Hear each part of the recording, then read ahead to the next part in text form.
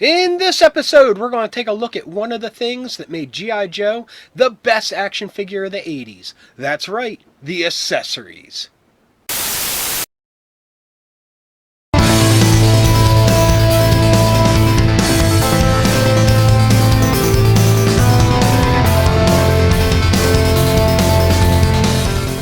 Hello and welcome to Days of Dorker Past. My name's Rob, and please excuse the mess because I am still piecing back together my side of the laundry room from the painting and slight redecorating that I've been doing. So, pay no mind. Anyway, in this week's episode, I'm going to take a look at one of the things that made G.I. Joe one of the best action figure lines of the 1980s, and that was the accessories. Now, G.I. Joe had so much going for it. The personality, the character designs, the cartoon, the comic book. But one of the things that gave the most personality to some of the characters were the accessories they came with. Now, one of the biggest problems with this is there are way too many of them to cover in one episode. So, I'm hoping to do a couple episodes that focus on specific release years. So, to kick things off, we're going to take a look at 1983 to 1984. And let me back up for a second. G.I. Joe came out in 1982, but I don't think the figures really knew what they were until 1983. Yes, there were some great figures with some great accessories in 1982, but I'm just going to jump ahead to 1983 to start this list.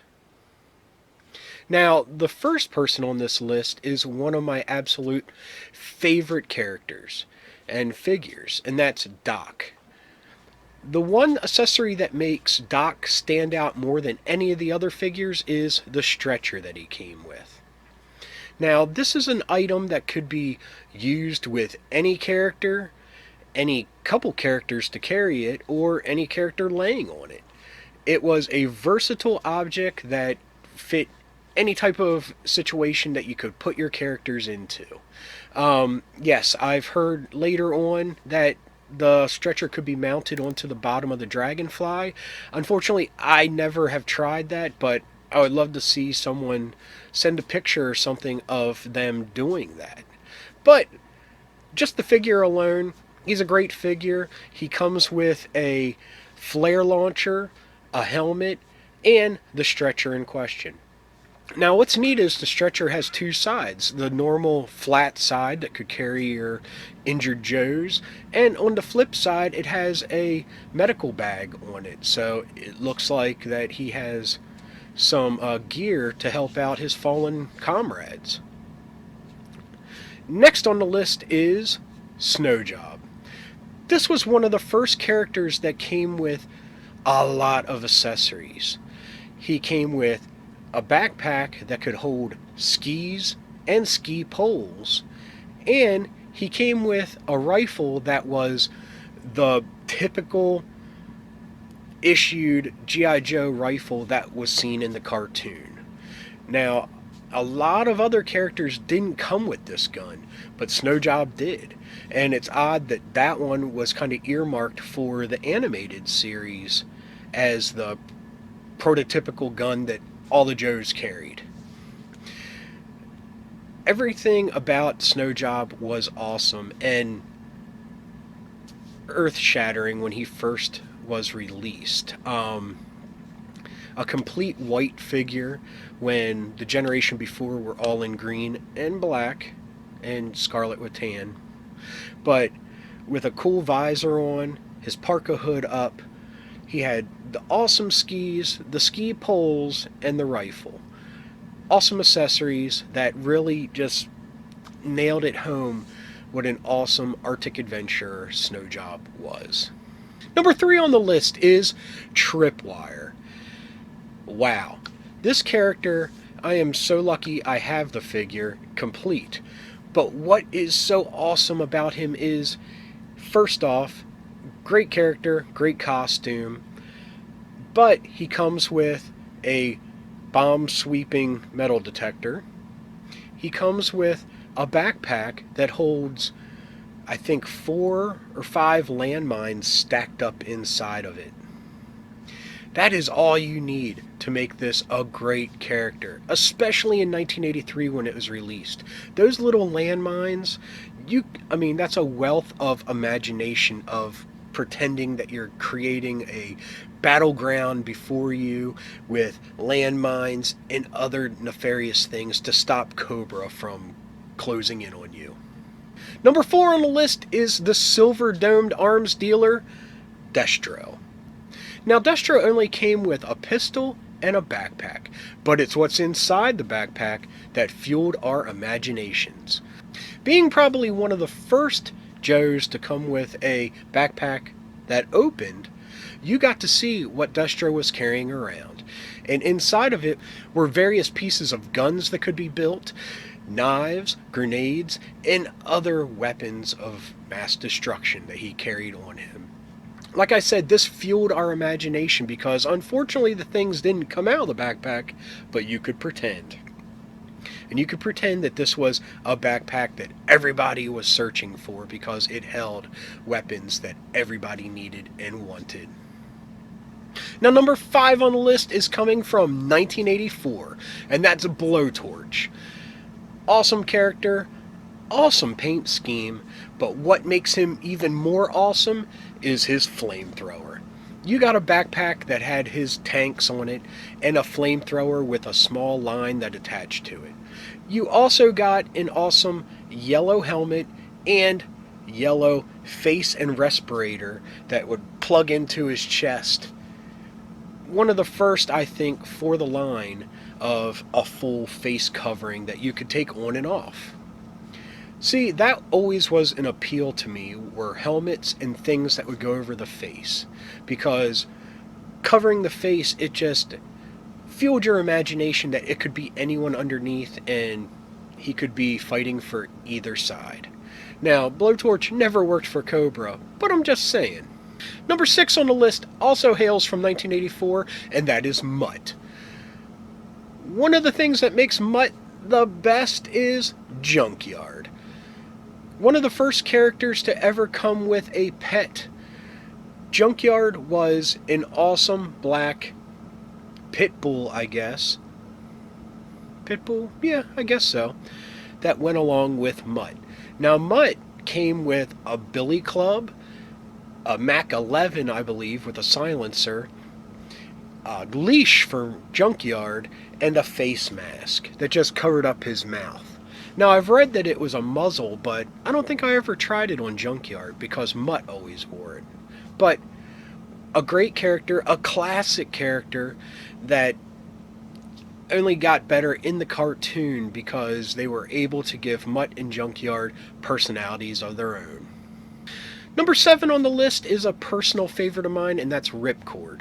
Now, what makes him one of my personal favorites is his run in the G.I.Joe comic book, but we won't talk about that right now. What we're talking about is the accessory. What Ripcord came with was a parachute rig that you could plug a face mask respirator into. He also came with an awesome rifle. Now, that may not sound like a lot, but that backpack feature was something that made him awesome. That was a backpack that you could use on any of your other characters if they were getting ready to make the plunge out of a plane. Number 8 is Spirit.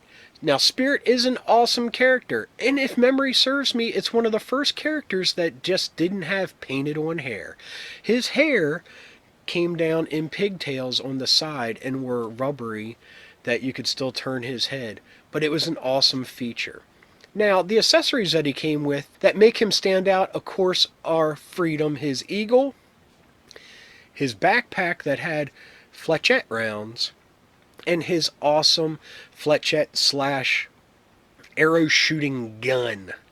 Now, what was cool is you could see the small arrows in the clip that extended out of the gun, and it was a motif that carried over to the backpack. Like Mutt and Junkyard, Spirit and Freedom were another duo of pet and owner, or were they teammates? However you want to say it. But they were some of the first that came with pets, and it made the characters scream personality and were just awesome. I mean, right there, that is an eagle that you now have to play with any of your G.I. Joe figures or any of your figures in general. Next on the list is hailing from Cobra, and that is Firefly. Now, Firefly came with a cool gun, a cool backpack that you could take a little cover off of and see his sabotaging gear inside, like wire cutters and such. And he came with a walkie-talkie that looks a lot like a more modern flip phone. These were awesome additions to an already awesome character. With his mask, he could have doubled as a ninja. And with the cool gray toned camouflage, he was one of the most perfect G.I. Joe figures. Next on the list is Scrap Iron. Scrap Iron was awesome, and it's because he came with what you had to build, a missile launcher. It was a small little box that fit 2 missiles that you could take in and out, and a tripod that they could go on. He came with a controller that came with a little line that he could stand back and let them fly. Great character, great accessories, because that missile launcher, you could use that anywhere on the battlefield. Just awesome. Now, number 11 on the list is Cobra's resident ninja, Storm Shadow. Awesome character. I don't even need to get into that. But the accessories he came with a ninja toe and a ninja do, and a bow, and nunchucks. This was the first of any ninja accessory that G.I. Joe figure had come with. Now, by the 90s, all of them were coming with ninja gear, but this was the first. And what was really neat was the bow and the swords would fit in his backpack, that he could carry them with him. That is always a great feature on any toy, that they can carry their gear.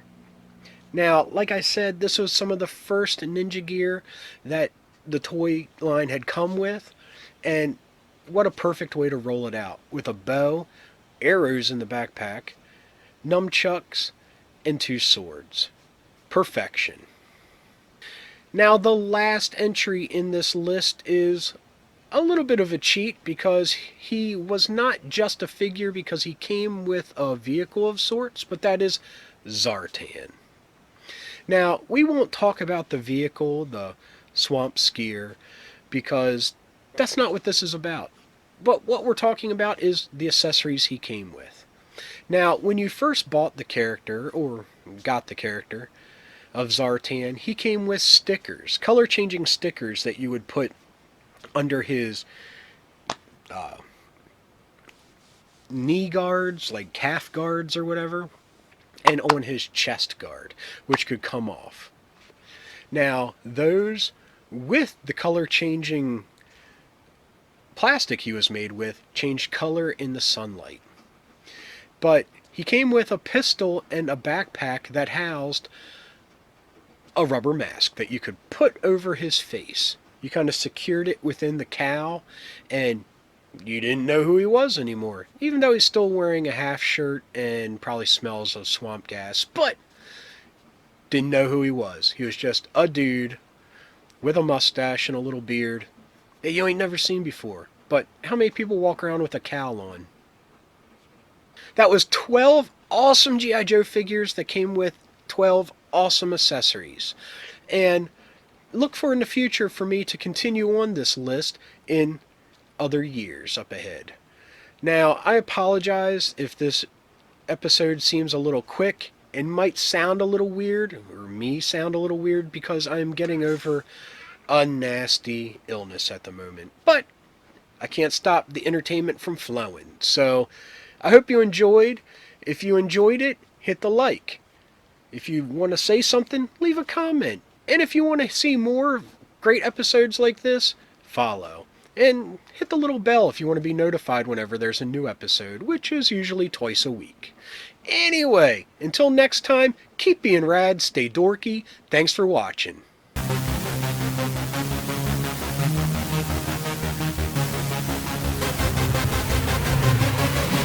Yeah.